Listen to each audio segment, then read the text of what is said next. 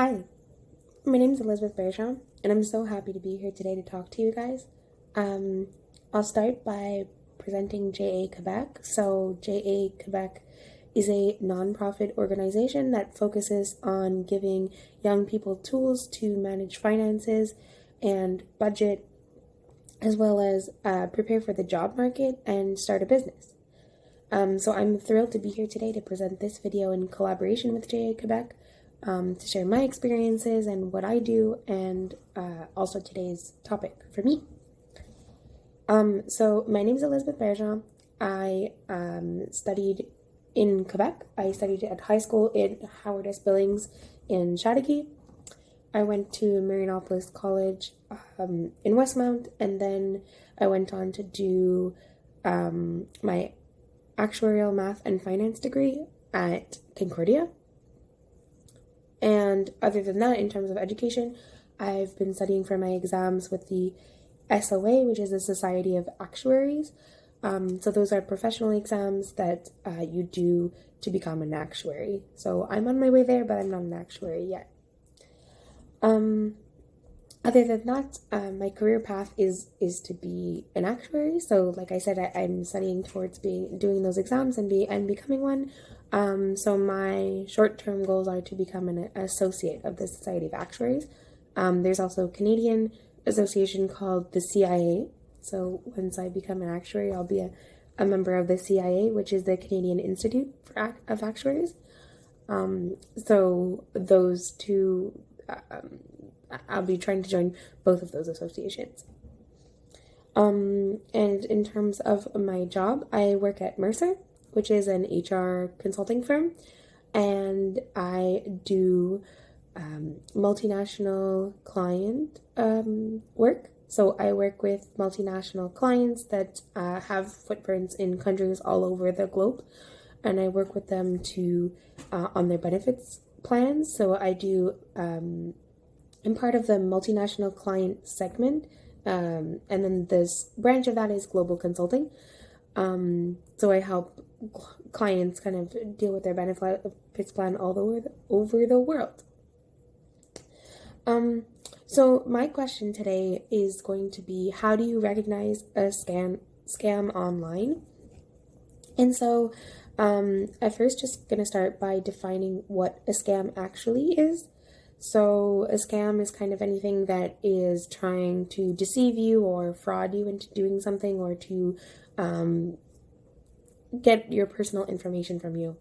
And I think you guys know what that is, but just in case, to really make sure we're on the same page of what we're going to be talking about today. So what is a scam, and what does it look like? The problem with introducing this topic to you is that there's no consistency, let's say, between what a scam is. There's no predictable way that I can say whatever you're going to get as a scam, and I can just give you tips and tricks to recognize them and what they might look like, so that you can be aware when you're online. And I think the main thing to discuss too is that scams don't only happen online, and they kind of lead to online, but it doesn't necessarily mean that you're only going to get these kinds of things online. So you might get a phone call that asks you to go online to a certain website, but that doesn't mean it's only happening online. You're getting the phone call, and that's what's initiating the whole thing. So there's lots of different scams. So the way that I'm going to kind of do those is I'll talk about different phishing scams, also scams in terms of what is true, so like fake news and how to recognize those, and also just how to deal with, let's say, longer term scams. So maybe if ever you're talking to somebody and then all of a sudden they start asking for money, it's maybe just something that you need to recognize. So I'm going to talk about my experience. So in my job, I work with a lot of emails, and so I get tons and tons of things from different clients, from different people. And so one of the things that I have to deal with a lot is emails. And when I get an email that I'm not so sure, that I wasn't expecting, we have resources at my company that you can just report things that might be fraudulent, and it's always better to check if ever you're not sure, then to open something, and because once you open something, let's say that's attached to an email or you follow a link, there's no way to come back from that. So it's always better to double check. If ever you get an email that you're not recognizing, make sure you hover your mouse over the link that, let's say it says click here, make sure you hover your mouse over that link where it's trying to direct you to, and make sure that it looks like something you would be expecting. Like if it's from a credit card company, it says it has a great new offer for you and they want you to just like follow this link to go to the promotion. Well, if it's from BMO and they want you to go visit www. like bmo1.com/ with a ton of links and other letters and stuff after, you should just be careful and make sure that it's really something that you want to do. And usually if you get an email like that, if you'd rather just call and say, hey, I'm interested in your promotion, they'll also take your phone call, and they'll accept you for you to contact them that way. So it's always a good idea to kind of bring a backup communication plan with a company that you're trying to get things like a promotion from, rather than just always follow the directions that they're giving to you. And then also in my personal life, I have dated online, so I've met people online, and I know that, let's say there's profiles out there that are not legitimate, and that's something I think we need to be careful of as our, like, let's say this generation needs to be careful of, because obviously it's like the new way of doing things, but it makes things much less secure in terms of figuring out who's legitimate, who's not, who is being honest with you. So that's where you need to come up with your own ways of picking up things that don't seem right. And I think my number one advice for you for recognizing online scams is always, always, always trust your gut. If something doesn't seem right, don't follow through with it. Try and figure out if it is. And if it's not important and it doesn't seem right, then just forget about it. So if you get an email and you're like, this doesn't look right, just delete it. It doesn't matter. And if it didn't, like, just if it doesn't matter, if you think it's, I don't know, your best friend or something that needs help, well, then there are other ways to try and figure out if that's the case. So call them, or don't necessarily send an email back, because you never know if their account was hacked, or Facebook them or something. Find a way to get in contact with them other than through an email. And in terms of tips and tricks, I guess that's what I would say, is always follow your gut. And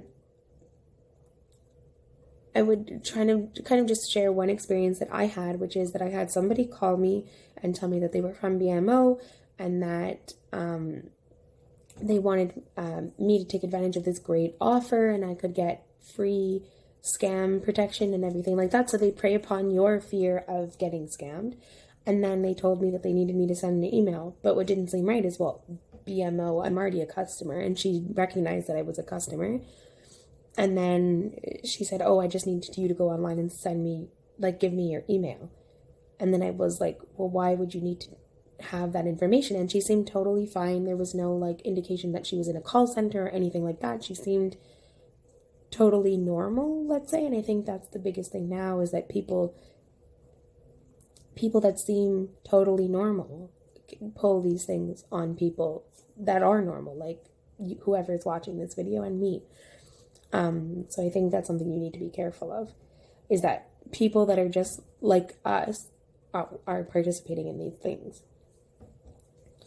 And my other advice would just be that you trust your gut, and that when you are thinking of doing something and it doesn't seem right, you can always ask somebody else if it seems weird to them too, and just kind of bring somebody else in. Don't ever get too freaked out. Like, don't act in fear of whatever it is. Scammers adapt. So let's say COVID, they're always adapting, saying, oh, we're, in order to get your payments or whatever it is, or like, oh, you're behind on a bill and we didn't give you extra time because of COVID, so you have to transfer to this place.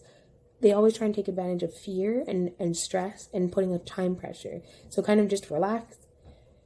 Don't worry, and just think, is this something that would actually be happening? And always feel free to ask somebody else if you need help or advice. So in closing, that's all I have for you today. I invite you to test your knowledge in the JA Resource Center online, and it's the website of JA Canada. The link will be in the description of this video, and otherwise you can visit www.jacanada.org.